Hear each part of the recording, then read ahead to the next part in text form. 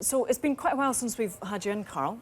So can we get your thoughts on Anthony Joshua's next fight against Jarrell Miller? What did you think about that? Yeah, I mean, it was surprising because there's a couple of big fights out there that people wanted him to see against, you know, Tyson Fury and Deontay Wilder, and then Dillian White as well. I mean, that was like the third option, and you know, he actually went to a poll and said, "Who do you want me to fight?" And then it turns out that he's fighting Jarrell Miller. But you know, from my point of view, I spoke to Rob McCracken, his trainer, last week. And this is a fight that needs to be taken very serious. McCracken's actually a little bit concerned because Jarrell Miller's toughness is unbeaten.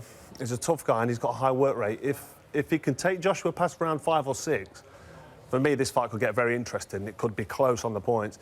I personally feel that Joshua gets him out of there. I mean, we see here the size of Miller. And look at that shove. I mean, he just sort of ragdolled Joshua. And we don't see that with Joshua often. Joshua keeping quite cool. He let a bit of steam off in the press conference following on from this.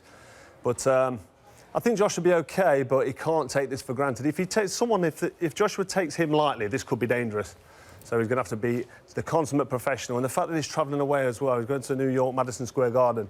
And when you're away from home, the food changes, the diet, the adjustment for the time zone, and it does affect you. I've boxed away a few times, and you're never yourself. You're never 100%. No, well, he'll take a lot of fans with him, won't he? He'll surely take a big following.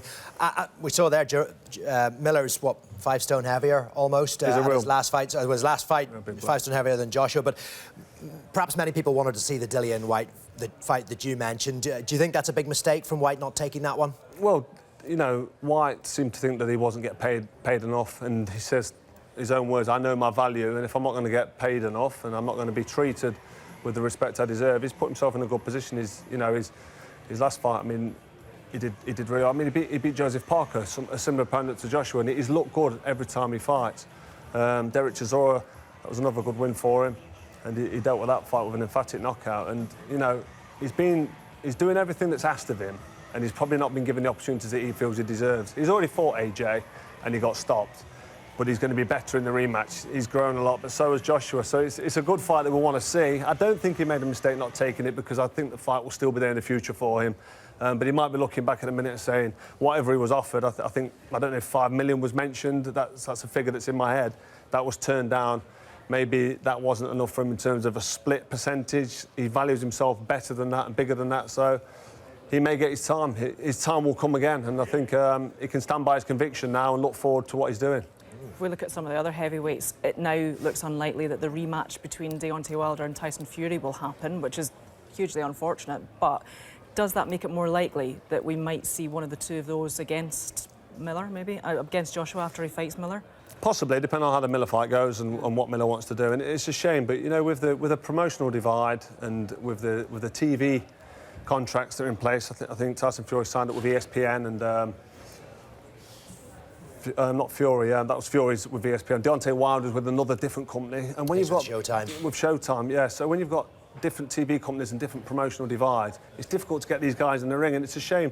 And these big fights never happen. I never fought Joe Calzaghe. Timing was a bit off, and you know, Kell Brook, Amir Khan's not happened, and that's a fight we want to see happen. Yeah. And hopefully these will eventually get it on. But it does seem that this fight's a little bit further away than what we'd like it to be because of the contracts that are in place, and you know, the Jarrell Miller AJ fight is one that I'm looking forward to, and after that, who knows? But Dillian White's certainly in the mix. We've talked about him, we can't leave him out of it. But the Fury Wilder fight, we wanted to see that's probably not going to happen. So AJ maybe after that needs to put in pen on paper and get that signed because the fans desperately want it. That is true. Well, that's what's in the future. One that's just recently been in the past, Chris Eubank Jr. against James Degale. Degale did say it was a retirement fight for whoever lost. He lost. The right decision to retire? I think so, yeah. I mean, he's had a fantastic career, and he did say if he lost this fight, or the fight against Eubank Jr., which he lost, that he'd probably consider retiring, and yeah, maybe it's the right time to hang the gloves up. He didn't look himself, taking nothing away from Eubank Jr.'s performance. He didn't look like he's looked in the past, because James Degale at his best can look very good, very classy. He's had some good wins.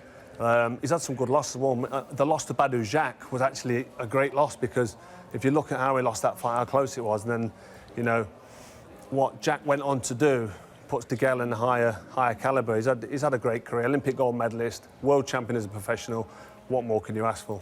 You got a bit of criticism for saying when he announced his retirement that you'd have backed him up onto the ropes, you'd have smashed him to bits. Well, I was asked would you have come close? Would you have come close to listen, fighting? I was asked a question, and when I'm asked questions, I'm known for being very honest.